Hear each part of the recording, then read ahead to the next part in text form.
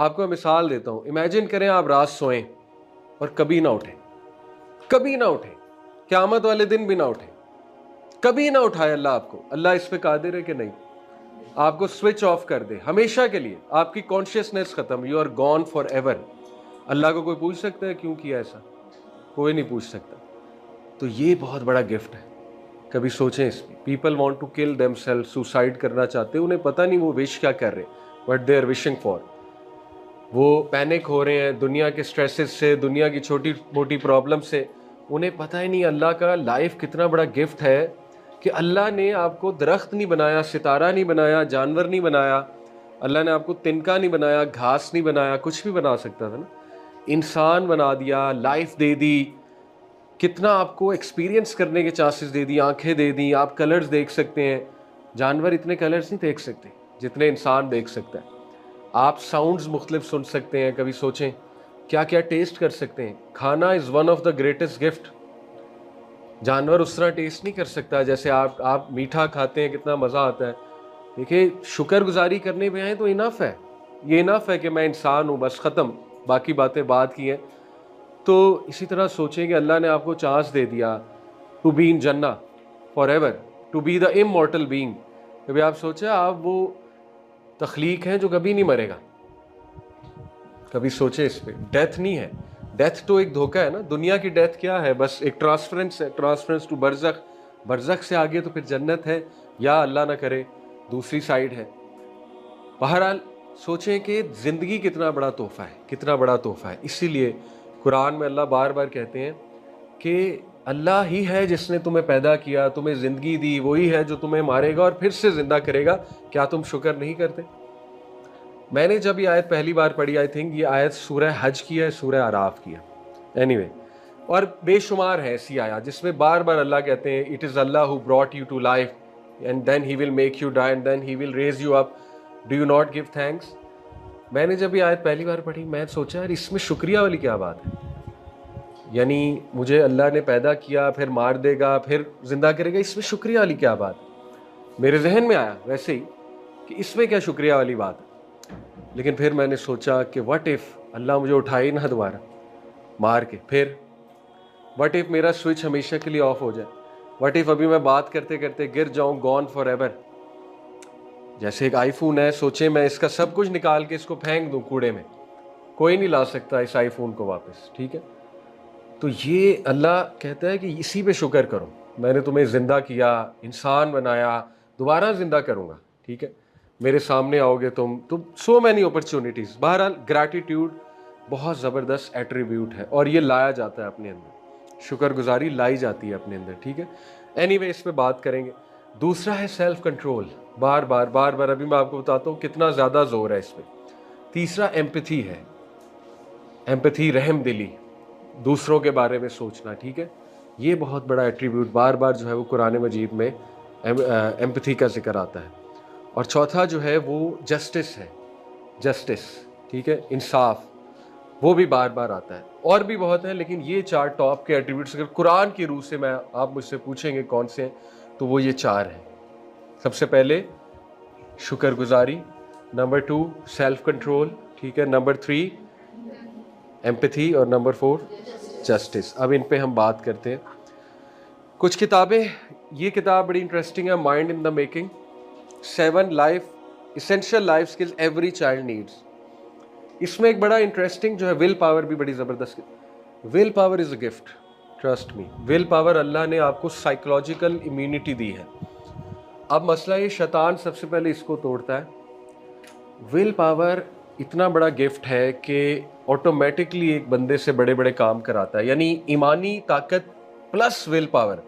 सोचे इंसान जिन बन सकता है, देव बन सकता है, यानी विल पावर तो है अंदर, लेकिन ईमानी ताकत भी जुड़ जाए उसके साथ, जो सहाबा का कैरेक्टर था, ठीक है? कि विल पावर इटसेल्फ थी, विल पावर समझते नहीं, यानी द एबिलिटी टू फाइट।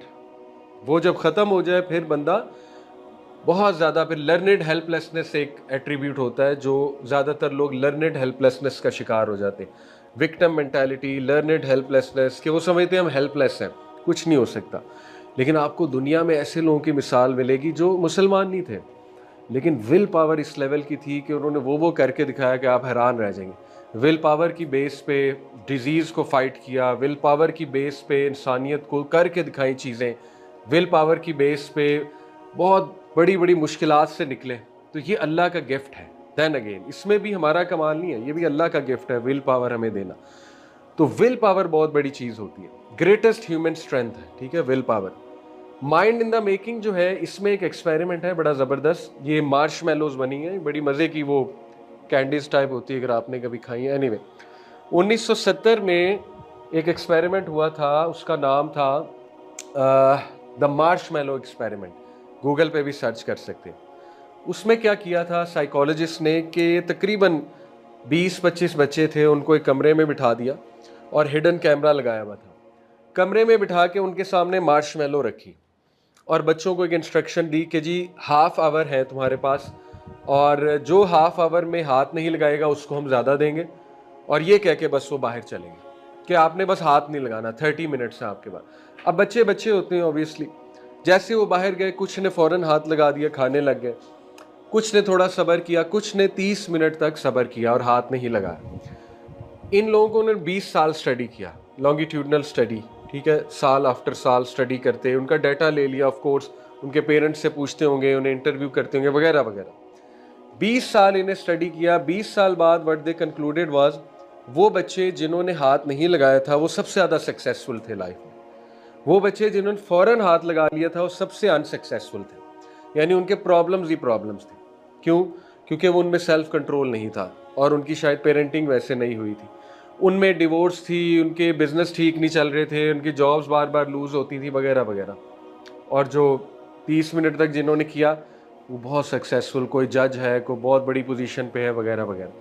तो इससे एक बात उन्होंने साबित की कि इतना इंपॉर्टेंट है बचपन में सेल्फ कंट्रोल, क्योंकि बचपन की आदत थ्रू आउट जाती है, ठीक है। छोटी छोटी हैबिट्स होती हैं जो बिल्डिंग ब्लॉक बनती हैं और फिर एक बड़ा ब्लॉक बनता है और वो हैबिट पक्की बन जाती है। जैसे बचपन में ही बच्चे को सिखाएं कि अपनी बेडशीट रोज़ाना साफ करके बिछाओ। अब this habit goes a long way, ये छोटी सी हैबिट है, आपकी सोच है, this habit goes a long, ये मेरी अभी तक आदत है, यकीन करें, ये मेरी वालदा ने सिखाया था, अभी तक मैं ऐसे करता हूँ, किसी होटल में चला जाऊँ मैं ऐसे करता हूँ, किसी घर चला जाऊँ मैं ऐसे करता हूँ। इस चीज़ ने मुझे बड़ा फ़ायदा दिया टू बी ऑर्गेनाइज्ड, अलमारी अपनी सही से रखना। एक और हैबिट मेरी वालदा ने सिखाई मुझे कि जो कपड़ा उतारो वो तय करके रखो, यानी फेंकना नहीं है, ठीक है। छोटी छोटी आदत होती हैं जो पार्ट ऑफ योर पर्सनैलिटी बन जाती हैं। यही बात है mind in the making. Mind इसी तरह बनता है, ब्लॉक आफ्टर ब्लॉक आदत होती हैं, बच्चों की आदत होती है, ठीक है।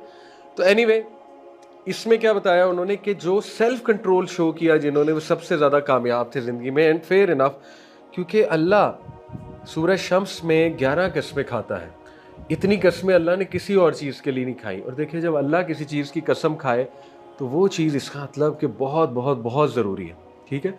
जैसे इंसान, मैं और आप किसी चीज़ की कसम खाएं, हमारी बात कितनी ज़रूरी बन जाती है। मैं आपको कहूँगी अल्लाह की कसम, कसम बाय द वे सिर्फ अल्लाह की खा सकते हैं, ठीक है, हदीस की रोशनी में। तो बहरहाल मैं आपको कहूँ अल्लाह की कसम, तो आपके कान खड़े हो जाएंगे, बहुत ज़रूरी बात है। आप सोचें, रब्बुल आलमीन कसम खा ले, अल्लाह किसी भी चीज़ की खा सकता है अपनी क्रिएशन की, हमें सिर्फ अल्लाह की कसम खाने की इजाज़त है। एनीवे अल्लाह कहते हैं वश्शम्सी वज़ुहाहा, कसम है सूरज की और सुबह की, 2 कस्में हो गई। आगे किसी को याद है? वश्शम्सी वज़ुहा वल क़मरी इज़ा त्वलाहा, चांद की हो गई, ठीक है। वन नहारी इज़ा जल्लाहा वल्लैली इज़ा यग़शाहा, 5 कस्में हो गई, रात की, दिन की। वस्समाई वमा बनाहा, वस्समा आसमान, 6 हो गई। 7 अपनी, जिसने उसे बनाया, बनाहा, अपनी कसम भी खा ली, 7 हो गई। वल अर्ज़ी वमा त्वहाहा, 8 अर्द की, ज़मीन की कसम हो गई, और फिर अपनी हो गई जिसने उसे फैलाया। और फ़अल्हमहा फ़ुजूरहा व तक़वाहा, ये 9 कस्में हो गई, 10 कस्में हो गई। अगेन अपनी कसम कि जिसने इंस्पायर किया नफ्स को फॉर गुडनेस एंड फॉर पहचान ऑफ ईवल, इसका व नफ्सी वमा सव्वाहा। और उसके बाद है क़द अफ़लह मन ज़क्काहा। ये सारी कस्में खाने के बाद अल्लाह ने कहा कामयाब है, फलाह पा गया वो, मन ज़क्काहा, जिसने अपने आप को कंट्रोल किया। ज़क्काहा का मतलब है पाक किया, ठीक है। तो साबित हुआ कि किसी और चीज़ पे अल्लाह ने इतनी कस्में नहीं खाई जितनी तज़किया पर खाई। अब तज़किया जो है ये हमारी सोसाइटी में एक बहुत ही अजीब सी चीज़ बन गई है। जब भी लफ्ज़ तज़किया आपके माइंड में आएगा तो आपके माइंड में फ़ौरन सूफीज़म आएगा। सूफीज़म की बहुत अच्छी चीज़ें हैं, नो डाउट अबाउट दैट, लेकिन ये उस तज़किया की बात नहीं हो रही है कि बस आप मस्जिद में बैठ के अल्लाहू अल्लाहू अल्लाहू करते रहो। ये तज़किया नहीं है मेरे नज़दीक, ठीक है। तज़किया होता है इंट्रोस्पेक्शन। इंट्रोस्पेक्शन समझते हैं? अपने अंदर झांकना, अपने आप को इम्प्रूव करना, ठीक है, अपने बेस्ट को बाहर लाना, to bring the best out of you, इसको तज़किया कहते हैं। पाकीज़गी, पाक करना अपने आप को, अपने ख्यालात को पाक करना, अपने नफ्स को पाक करना, ऑल दीज थिंग्स। और उसके लिए पूरा फ्रेमवर्क भी दिया हुआ है इस्लाम ने। ज़िक्र है, नमाज है, ठीक है। क़द अफ़लह मन तज़क्का वज़क्कर रस्म रब्बिही फ़सल्ला, सूरह अल आला की आयला कहते कामयाब है वो जिसने पाक किया। कैसे पाक किया? वज़क्कर रस्म रब्बिही फ़सल्ला, कैसे? अपने रब का जिक्र करके और फसल्ला, नमाज पढ़ के, सला से है ना, फसल्ला, नमाज पढ़ी और जिक्र किया अपने रब का। अब जिक्र से मुराद ये अपने रब को याद किया। और ये भी समझ लें जिक्र क्या है। जिक्र है अल्लाह को याद करना। ऐसा जिक्र जिसमें लाख बार अस्तगफिरुल्लाह और अल्लाह को याद नहीं किया जा रहा, वो जिक्र नहीं है, ठीक है। जो बस ज़बान पे जारी है और अल्लाह को याद नहीं किया जा रहा, ये बहुत टेक्निकल पॉइंट है, इसको समझ लें, ठीक है। तो बहरहाल अल्लाह को याद करने से मुराद है टू बी कॉन्शियस ऑफ अल्लाह, कि अल्लाह है। जितना आप अल्लाह को याद करेंगे उतना गुनाहों से बचेंगे। ये होता है जिक्र, अल्लाह का जिक्र करना, ठीक है, अल्लाह का तज़किरा करना। एनीवे, तो ये 11 किस्में खाने के बाद इससे अंदाज़ा लगा लें कि सेल्फ कंट्रोल कितना अल्लाह की नज़र में कितना ज़रूरी है। वक़द ख़ाब मन दस्साहा, उससे अगलिया है डूब गया वो, तबाह हो गया वो जिसने गिव अप किया, जिसने कंट्रोल नहीं कर सका जो अपने आप को। इससे क्या साबित होता है? अगर इंसान का कंट्रोल ना हो अपनी डिज़ायर्स पे तो फिर ये आयत ना होती। फिर तो अल्लाह ये कहते ना कि उस बेचारे का तो कंट्रोल ही नहीं है, तो फिर कोई बात नहीं।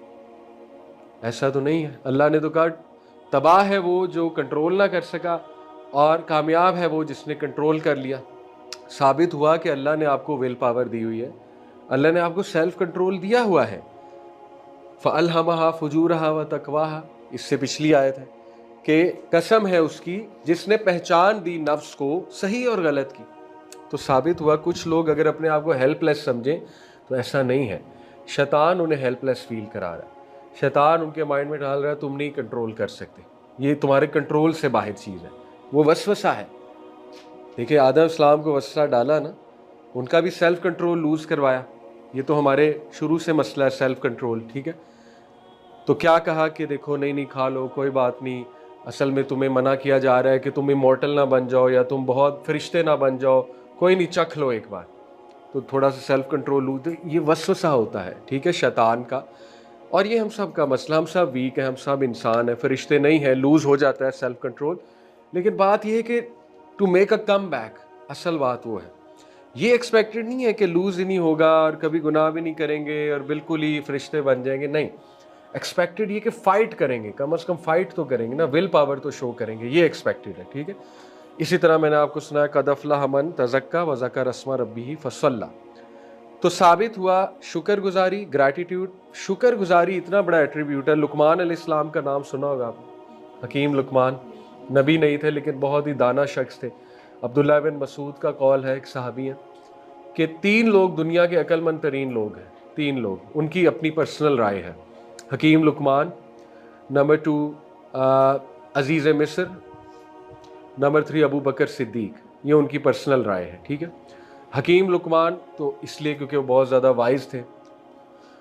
अजीज़ मिस्र इसलिए क्योंकि वो कहते हैं उन्होंने यूसुफ सलाम को देख के पहचान लिए स्पेशल बच्चा और उसको अडॉप्ट कर लिया और उसका उन्हें बड़ा फ़ायदा हुआ, ठीक है। और अबू बकर सिद्दीक इसलिए क्योंकि उन्होंने फौत होते हुए उमर को बना दिया कैलिफ और सारा सदका जारिया खुद ले लिया, सारा रिवॉर्ड खुद ले लिया, क्योंकि उमर सल्लल्लाहु के दौर में बहुत फतूहात हुई हैं, पीक का दौर है। तो जो शख्स कोई अच्छा काम करके जाता है सारा रिवॉर्ड उसे मिलता है। तो ये अबू बकर की अक्लमंदी थी। एनीवे, तो लुकमान अलैहिस्सलाम के बारे में अल्लाह ने कहा वलक़द आतैना लुकमान अल हिकमत अनिश्कुर लिल्लाह, बेशक हमने लुकमान को हिकमत अता की। वो हिकमत क्या थी? अनिश्कुर लिल्लाह, अल्लाह का शुक्र अदा कर। साबित हुआ ग्रैटिट्यूड में बड़ी हिकमत है, बहुत हिकमत है शुक्रगुजारी में, ठीक है। क्योंकि शुक्रगुजारी जो है, इस पे तो आजकल भी साइंटिफिक रिसर्चेज हैं, हार्वर्ड की रिसर्च है, कई यूनिवर्सिटीज़ की रिसर्च है कि जो लोग ग्रैटिट्यूड के आदी होते हैं वो खुश ज़्यादा रहते हैं, उनके पॉजिटिव इमोशन ज़्यादा होते हैं, वो स्ट्रेस को ज़्यादा अच्छा फाइट करते हैं। ग्रैटिट्यूड के आदी कौन लोग होते हैं? वो आदत बनानी पड़ती है, जिनकी नहीं होती उनकी बनवाते हैं साइकोलॉजिस्ट। कैसे?